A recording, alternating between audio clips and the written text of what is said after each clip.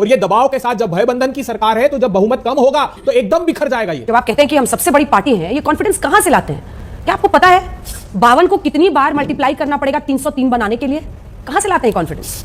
वो आज भी जब ये कह रहे हैं कि वो भाजपा से बड़े राष्ट्रीय राजनीतिक दल हैं और एक शब्द क्या बोला, हमारी सीटें भाजपा से अपेक्षाकृत कम है। नाम उसका शाह आलम था, तो उसके दरबारी कहते थे अरे आप तो शाह आलम है, आलम मतलब दुनिया के शाह हैं, कि तुम्हें तो इस बात का यकीन ही नहीं है कि तुम्हारे पैरों के नीचे जमीन ही नहीं कि एक दलित नेता की मृत्यु के उपरांत उनके घर का सामान किस तरह से दिल्ली की सड़कों पर बिखेर दिया था, इसलिए पूरे देश ने देखा है। लेकिन मैं मानता हूं कि जब 24 के परिणाम आएंगे, इनको बहुमत नहीं मिलेगा, तो ये सारे लोग इंडिया गठबंधन दल के साथ आएंगे। तो हमारा कोई नेता बताइए मुख्यमंत्री से हटा और उसने कहा मेरा बेटा मुख्यमंत्री, राष्ट्रीय अध्यक्ष से हटे और मेरा बेटा राष्ट्रीय अध्यक्ष। यह है परिवारवाद। आपने तो ऐसे ऐसे महाकाव्य लिख दिए हैं परिवारवाद के।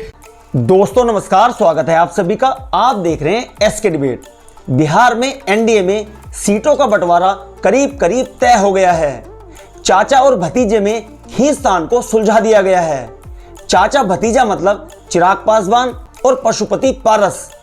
खबर है चिराग पासवान की पार्टी को 5 सीटें मिली हैं, लेकिन पशुपति पारस की पार्टी को एक भी सीट नहीं दी गई है। बीजेपी और जेडीयू की सीटें भी करीब करीब तय हो गई हैं, बस आधिकारिक घोषणा होना बाकी है। खबर है बीजेपी को 17 सीटें मिली हैं, जेडीयू को 16 सीटें मिली हैं, चिराग पासवान की पार्टी को 5 और एक सीट जीतन राम मांझी और उपेंद्र कुशवाहा को दी गई है। दूसरी ओर अभी तक बिहार में इंडी गठबंधन में सीटों के बंटवारे को लेकर बात नहीं बन पाई है। पिछली बार बिहार में 40 में से 39 सीटें एनडीए ने जीती थी। महागठबंधन में 1 सीट कांग्रेस ने जीती थी और आरजेडी का खाता भी नहीं खुल पाया था। इस बार एनडीए का कहना है कि हम बिहार में 40 में से 40 सीटें जीतेंगे। आज की डिबेट इन तमाम मुद्दों पर होने वाली है। बीजेपी की तरफ से सुधांशु त्रिवेदी जी हैं और अभय दुबे कांग्रेस पार्टी की तरफ से हैं। दोस्तों वीडियो बहुत शानदार होने वाली है। आपसे अनुरोध है वीडियो को अंत तक जरूर देखें। वीडियो पसंद आए तो लाइक करें, शेयर करें, कमेंट करें और मेरे चैनल को सब्सक्राइब करें। चलो दोस्तों मेन डिबेट स्टार्ट करते हैं। चलिए शुरू करते हैं। लेकिन अभय दुबे जी, अंजना जी, सीटें आप मांगेंगे, कौन मानेगा कि मतलब 40 सीटें बिहार की, उसमें 11 सीटें कौन व्यवहारिक मानेगा? इससे कि 2 राष्ट्रीय राजनीतिक दल हैं जिनका व्यापक समूचे राष्ट्र में एग्जिस्टेंस है। सबसे बड़ा कांग्रेस पार्टी, फिर भारतीय जनता पार्टी। भारतीय जनता पार्टी दूसरे नंबर पर इसलिए रखता हूं कि दक्षिण के दरवाजे से बाहर कभी भी pan India party Bharatiya Janata party अब तक भी नहीं रही।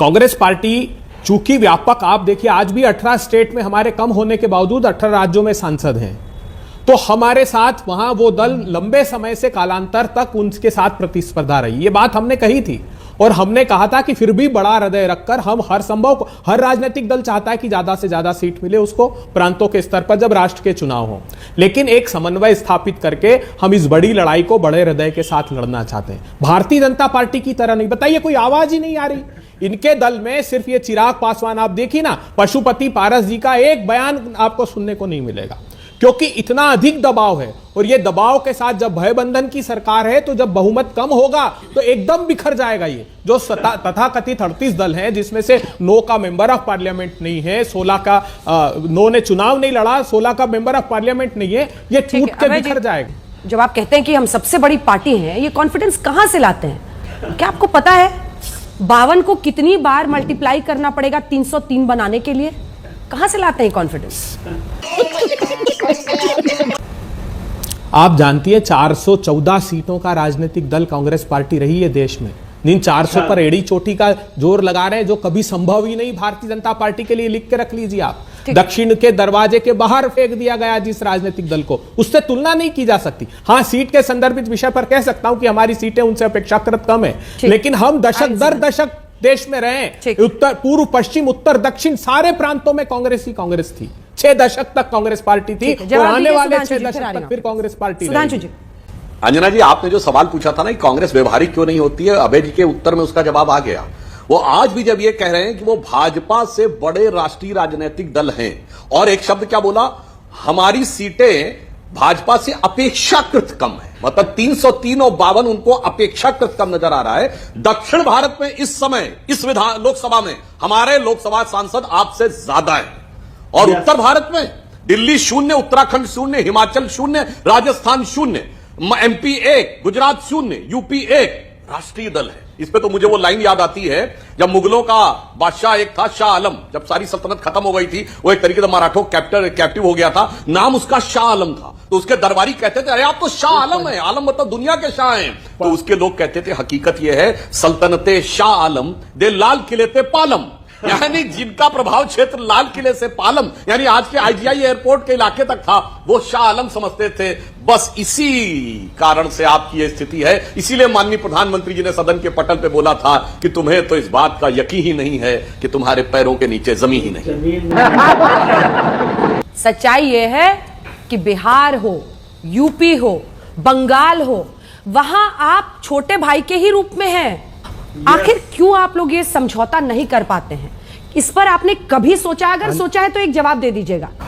अंजना जी, इस पर जवाब दूं पहले, उसके पहले 10 सेकंड में देश भूला नहीं है वो दृश्य कि एक दलित नेता की मृत्यु के उपरांत उनके घर का सामान किस तरह से दिल्ली की सड़कों पर बिखेर दिया था, इस ये पूरे देश ने देखा है।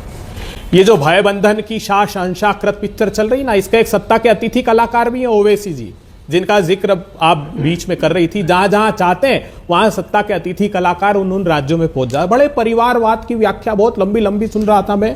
प्रेम धूमल के बेटे अनुराग ठाकुर जो अभी टिकट घोषित किए ना आपने, येदुरप्पा के बेटे राघवेंद्र को, रवि सुब्रमण्यम के भतीजे तेजस्वी सूर्या को, वेद प्रकाश गोयल के बेटे पीयूष गोयल को, एक लंबी फहरिस्त है परिवारवाद की। कहां खोए हुए हैं जनाब? और हमारे जो गठबंधन का प्रश्न है अंजना जी, उस पर मैं जवाब देता हूं।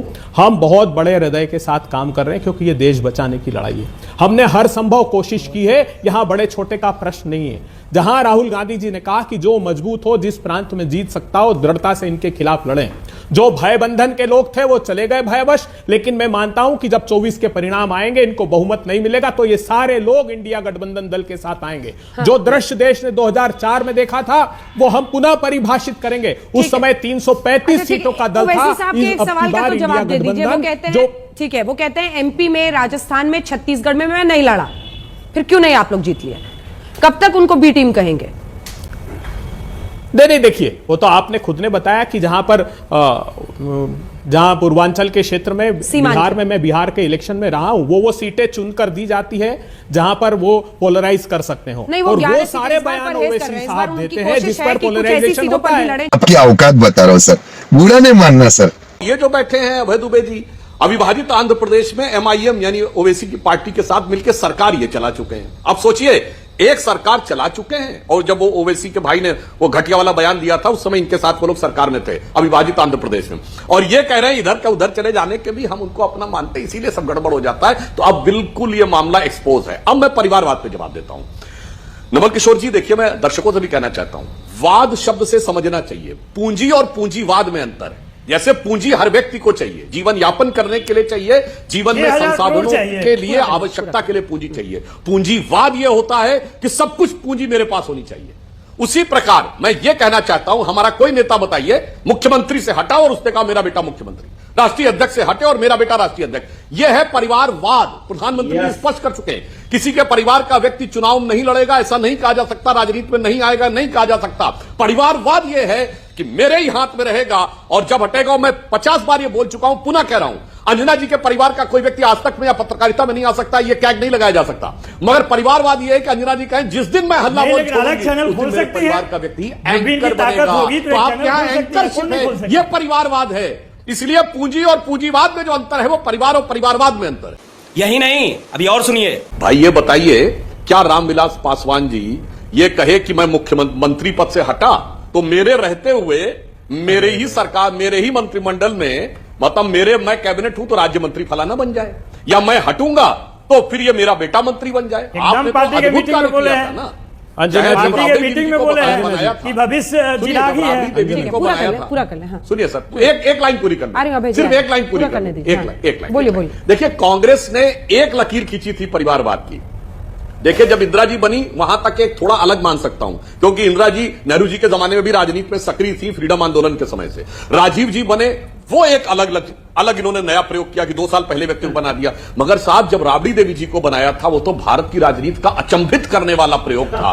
तो आपने तो ऐसे महाकाव्य लिख दिए हैं परिवारवाद के कि वो आज की युवा पीढ़ी सुने तो उसे समझ में ना आए कि अपनी जाति का एक भी व्यक्ति नहीं मिलता है। पिछड़ों की बात करने वालों को बाकी पिछड़ों को छोड़िए, अपनी जाति में एक योग्य व्यक्ति नहीं मिलता है। जब भी आपको देना सबसे होता है बड़ी तो हार घुमा मिली फिरा थी कर राबड़ी अपने देवी के परिवार, नेतृत्व में। मैं, मेरी पत्नी, मेरा सुनिए तो, अरे साहब ठीक, पूरा सबसे कीजिए, बड़ी पूरा हार कीजिए जानते हैं, सुधांशु जी, आप बात कह रहे हैं, समापन सबसे बड़ी कीजिए। हार जानते हैं क्या थी बिहार में? 2010 में 243 में 200 सीटें मिली थी एनडीए को। 2000 की बात इतनी कर बड़ी लीजिए जीत ना। किसी को बिहार में नहीं मिली। मजा आया।